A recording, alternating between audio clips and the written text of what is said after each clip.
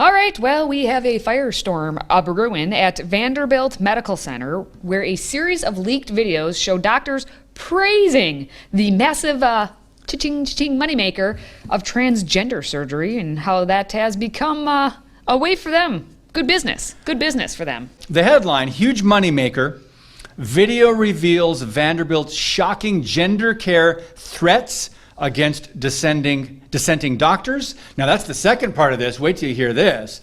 If you're a doctor that doesn't go along with this, you better not speak up. But let's watch this first video.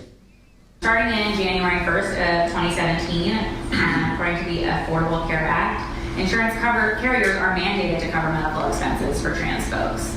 These surgeries make a lot of money. So female to male chest reconstruction can bring in $40,000.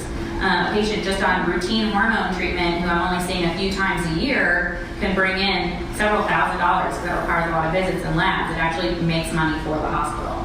They're quoting roughly around $20,000 for a vaginoplasty, but that doesn't include your hospital stay, that doesn't include your post-op visits, that doesn't include your anesthesia, your OR. They're quoting around $20,000 for a phalloplasty. There's been different things that I've read that said it could be up to $100,000. Dr. Winokur, who's our surgeon, says that there's entire clinics where the entire clinic is supported just by their phalloplasties, and that is like a fraction of the surgeries that they're doing. It's raining money for them. Wow. It was kind of hard to hear that, but Yes. in case you didn't hear what she was saying, it was that's VUMC Clinic for Transgender Health's Dr. Shane Sebo Taylor, who said how it's a lot of money that they get. And Taylor said that the chest reconstruction can bring in $40,000. It may have sounded like 4,000, $40,000, maybe 20,000 each on each side per patient, and someone just on routine hormone treatment, who I'm only seeing a few times a year, can bring in several $1,000s and actually makes money for the hospital. Oh, that's great. Okay. Oh, and don't worry. Also, she cited the Philadelphia Center for Transgender Surgery and said that vaginoplasty surgeries can generate about, $20,000. That's it? That's, I know, only 20, but wait. That's an underestimate. Right, because, right. I mean, that, as she said, if you were able to hear her, hospital stay, anesthesia, hopefully Ching, you ching. have some anesthesia if you're having anything down there, the post-op visits, Ching, ching. Other add-ons, Other add-ons, all ching, other ching, ching. add-ons, Yep. ching, ching, ching, It all absolutely. adds up. And as she may, if you heard that part, the female-to-male bottom surgeries, that's the huge money makers. As if $20,000, $40,000 of your dollars isn't enough.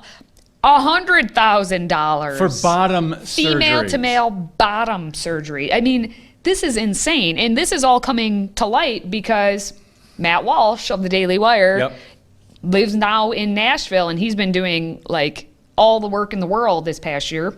I think he gets U.S. Citizen of the Year award for basically highlighting all this mutilation that is happening to our children across the country. But since he's in Nashville and Vanderbilt, he wanted to take a look at, and he found these videos. Yep. Like, they're there and in the public. Amazing, guys, what we're finding out. And always remember what is being exposed now. This has been going on. How did it get to this point? That doctor just didn't suddenly appear one day at Vanderbilt and come up with this radical idea. The ground has been seasoned. They've been laying out this for a long, long time, prepping it and already doing this. Now, $100,000 for the hospital for one person, one trans, what was that? Bottom surgery, right? Yes, bottom surgery. So there's a lot more we could say, but we want to go to this next video because now here's one of the consequences. This other doctor says, if you don't want to do trans surgeries and you're a doctor at Vanderbilt, leave. Watch this. But I just want you to take home that saying that you're not going to do something because of your conscientious, because of your religious beliefs, is not without consequences. If you don't want to do this kind of work, don't work at Vanderbilt. Oh, okay. So Tolerance. So remember when doctors were said to take this little thing called a Hippocratic Oath? What is that, by the way? It's Do no harm? something where you're supposed to do no harm. Yeah. What harm means these days, We'll never They've know. redefined harm, They too. have redefined harm. That right there in that clip was Vanderbilt health law expert Ellen Wright Clayton. And again, she said that any conscientious objection will be met with consequences. All right, so here's another video, guys. Vanderbilt admits to not only what they are wanting to do, getting lots of money, but giving hormone drugs to 13-year-olds. Watch. We can provide gender-affirming hormones on an individual who is on a pubertal blocker, depending on whatever kind of blocker they've chosen or we have discussed with them, or they can present to us at a later stage of puberty, and then we provide the gender-affirming hormones. Previously, the Endocrine Society recommended to start these at age 16, but we all know that would be delayed puberty, right? Not 16-year-olds don't start puberty. So more recently, they did update that to say as early as 14 for compelling reasons. So we have some individuals who have started gender-affirming hormones at 13 or 14 to be more like their peers. Okay, so even they're even like lying on their little slideshow because she said it went down to 14, but did you hear right at the end? She's like 14 or okay, 13. Yeah.